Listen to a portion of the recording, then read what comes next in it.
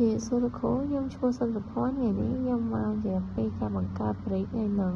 DHCP នៅក្នុង Marketing ជាដំបូងយើងចូលទៅកាន់ Winbox យើងសិនមកដើម្បីយើងចុចពាក្យ refresh ដើម្បីយើងចុចយកពាក្យ double click លើនេះយើងសិនមក double click លើវាមកយើងចូលទៅកាន់ពាក្យថា break គឺយើងចុចពាក្យថា break ហើយយើងចុចពាក្យថា new sorry ខ្ញុំច្រឡំចូលពាក្យថា break ហើយនឹងពាក្យថា new ដើម្បីយើងដាក់ឈ្មោះវា IT apartment បន្ទាប់ពីយើងវាយវាហើយដើម្បីយើងចុចពាក្យថា apply ហើយយកពាក្យថា OK បន្តមកទៀតយើងចូលទៅកាន់ពាក្យ new ដែរយើងដាក់ពាក្យថា accounting ហើយតមកយើងយកពាក្យថា apply ពាក្យថា OK អញ្ចឹងយើងបានបង្កើតបរិក្ខារយើងចូលទៅកាន់ point ម្ដងយើងយកពាក្យថា new ដើម្បីយើងយក internet 2ហើយយើងដាក់នៅក្នុង IT apartment ហ្នឹងមកហើយយើងពាក្យ close ហើយយើងយក connect ម្ដងទៀតដើម្បីយើងចូលទៅកាន់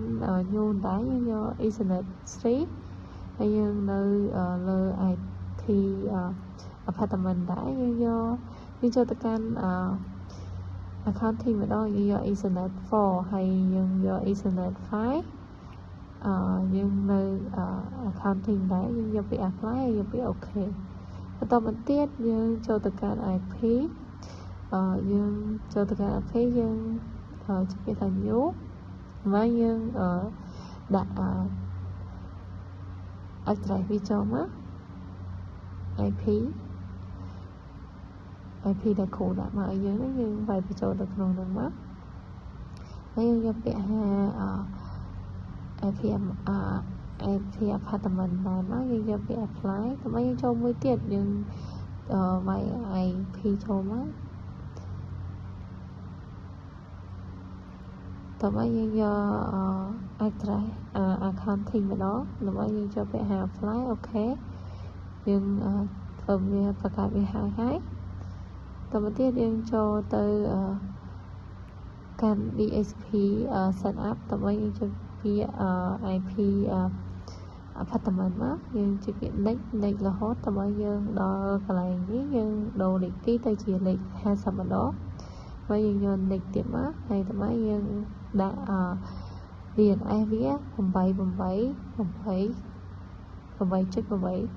យើងចុចពាក្យ next ហើយដើម្បីយើងកែនាទីមកយើងដាក់តា3មីនិតទេតោះទៅទៀតយើងចុច DHCP តែយើងយកពាក្យ address ម្ដងaccounting ម្ដងដើម្បីយើងចុច next រហូតតមកយើងដូរវាទៅដាក់100វិញអញ្ចឹងយើងដាក់DNS វា8ដែរតមកយើងចុច next តមកយើងដាក់3នាទីដែរបន្ទាប់មកទៀតយើងចុច next ហើយបន្ទាប់មកយើងចូល Windows មកហើយយើងដាក់ CMD មកយើងឃើញនេះហើយយើងវាយ PC ON FIG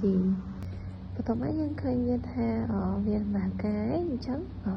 ខ្ញុំសូមអរគុណចំពោះការទស្សនាវីដេអូមួយនេះពីដើមរហូតដល់ចប់